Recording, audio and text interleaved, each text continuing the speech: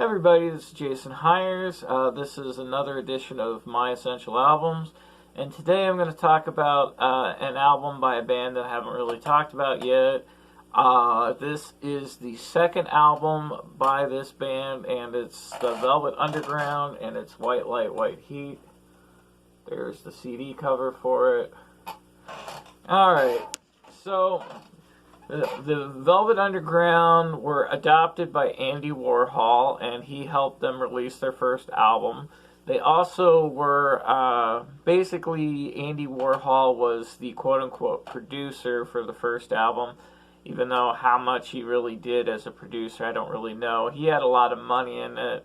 He was also the one that orchestrated the idea of having the model Nico sing songs on the first album. Well, after the Velvets kind of shed Andy Warhol's guidance and kind of managed their own thing, they recorded this second album. Now, this second album was recorded in 1968, and this is the last album with the classic Velvet Underground lineup. So this is Lou Reed on guitar and vocals, and he's the primary songwriter. John Cale doing bass and viola and keyboards and a bunch of other things, and also vocals. Sterling Morrisson doing lead guitar, and then Mo Tucker playing drums. Now, John Cale, after this album, left the group and kind of became an album producer, and some famous albums that he has as production credits are the very first Stooges album, The Stooges, and also the very first Patti Smith album called Horses. Horses, both albums are really worth doing a review for, and that may happen eventually, but it'll be a while yet. Now, this album was only recorded in like 2 days, so it was a quick and dirty album. It was produced by Tom Wilson, even though the stories were is that he was pretty hands-off on the production of this album. There's actually a famous Lou Reed story resolving this album where the engineer came in and said basically, well, I don't have to listen to this shit. Just come and get me when you're done, you know. So he started the tapes, and then he left the room, and then the Velvets did what they were going to do, and that was it. So this album, because of that, is really characterized by a really kind of violent, raw sound. It's very harsh sounding. This isn't a pretty sounding album. This is a very chaotic sounding album with, you know, obviously analog distortion throughout the whole album. Where if you were looking at like a volume meter for the tracks on this album, they'd all be in the red for sure. Now, in an analog sense, when you push something and you get it into a distorted level, that doesn't necessarily mean it's bad. But in a digital sense, like digital distortion really sounds like crap. So this is an analog recording. So the analog distortion is a characteristic of the tracks. Now the title track is White Light, White Heat, the album title, and it is a really good song. However, there are probably some live versions of this that exist out there that are better than the studio track itself. Like I said, the studio track does have a rawness and an energy, and I'm going to talk a little bit about the studio track just as kind of an example of something in a little bit. Now, the next track is kind of a long and strange track. It's actually basically like a musical vamp with John Cale telling a story over it called The Gift. And without ruining it, let's just say that Waldo Jeffers finds a really interesting way to go and get to see his college sweetheart. And we'll leave it at that. Lady Godiva's Operation is kind of a literal change that's not that unfamiliar with like the territory that we would do in Walk on the Wild Side. Basically, you know, Lady Godiva may not necessarily be a lady until she gets the operation, if you understand what I mean. Now, the closest song that's kind of the forerunner for what you hear more of in the later Velvet albums is a song called Here She Comes Now. And this is the one that is the closest thing to a pretty melodic song that you have on this album. It still has harsh production, and it's still kind of muddy and distorted, but it's the album that's kind of like it's the pointer towards what you end up getting, which is in the later Velvet Underground albums, the Velvet Underground and then Loaded, you get songs that are a lot more pretty and a lot more produced and slick sounding, whereas this album is very unproduced, unslick, and that's kind of the way it is.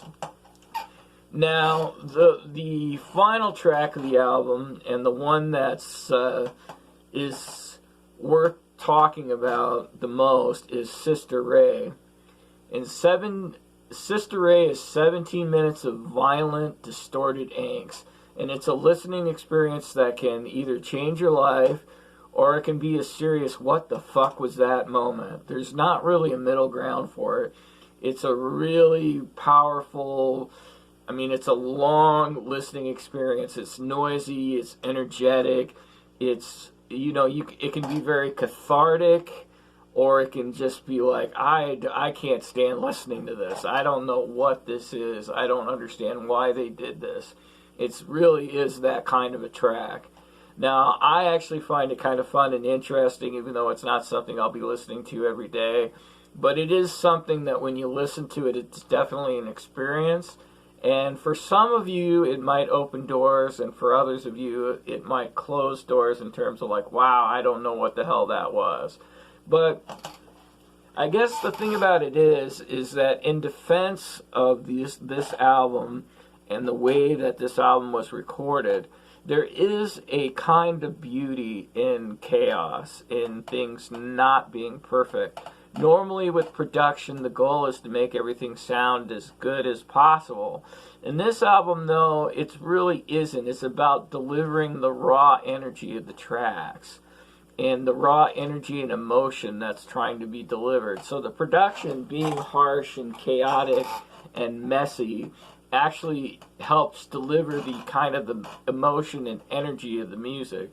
In a way, this album is an album that predates punk rock, and it kind of, in a way, it kind of is a pointer towards that kind of energy, that rawness, and that, that kind of garage rock sort of sound where it's not perfect, and it's not pretty, and it's highly energetic. So that is one of the things to really think about when you listen to this album. Now, I'm going to do a little demonstration, and I'm going to borrow something from the song White Light, White Heat. And this demonstration is going to be pretty simple. And I'm going to talk about something that happens a lot in music.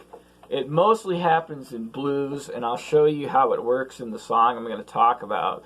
But it also happens a lot in, it's a really common thing in blues music.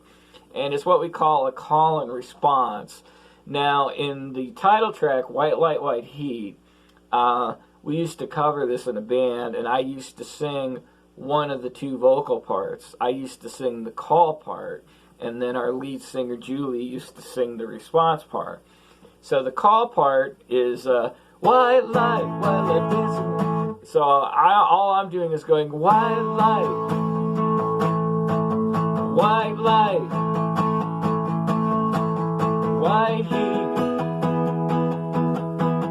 white light. But the response part is, white light dancing going out of my brain. And don't you know it's gonna make me insane? White heat, it tickles way down to my toes. Oh, have mercy, white light, how goodness knows. So if I'm doing them both together, I'm doing a white light dancing going out of my mind. White light, don't you know it make me go blind? White heat, it tickle way down to my toes. White light, oh goodness knows. So there's the two vocal parts. There's the white light, white heat, and then there's the response, which is the white light going messing up my mind. Now, a more common sort of thing is like, I said to my baby,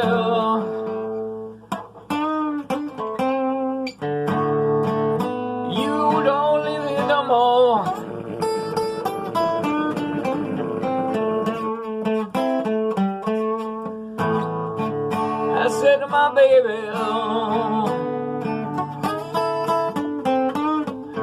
love me no more. Anyway, so a lot of call and responses is the blues guy who says the line and then does a response with like a little solo. So, and that's a really, really common kind of call and response. But there's all kinds of different variations of it. But I just thought that the call and response was a good example to show you really quick for this particular track. So Twilight White Heat is not an album for everybody, and I would probably even argue it's the worst Velvet Underground album. But there's such a diverse 4 albums that realistically they're all worth checking out, and I don't begrudge this. I don't know why, but I've been occasionally getting some noise through my speakers with my new setup here, so if you're hearing that little bit of a staticky sound, that's why. I haven't figured out what's going on with that yet. I will eventually. Anyway, thank you guys for watching these videos. Please leave comments.